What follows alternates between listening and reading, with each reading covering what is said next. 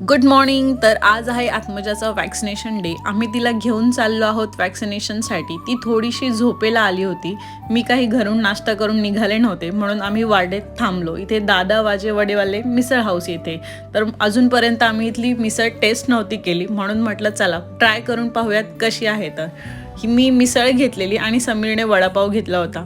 मिसळ जास्त तिखट नव्हती, पण थोडीशी सौम्य होती. मग इतकी पण मजा नाही आली, but overall it was good. आत्मजाने नेहमीप्रमाणे तिचा आवडता पापड एन्जॉय केला. तिला तो फार आवडतो. देन आम्ही पोहोचलो सरकारी आरोग्य केंद्रामध्ये वॅक्सिनेशनसाठी.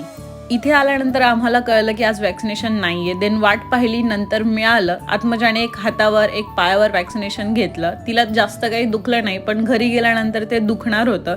आत्मजाने घरी गेल्यानंतर थोडीशी चिडचिड केली. बाकी ती फार स्ट्रॉंग आहे. इकडे गौरी आणि रुचा दिदी आली होती तिला खेळवण्यासाठी. आजचा मिनी ब्लॉग इथे सेंड करूया.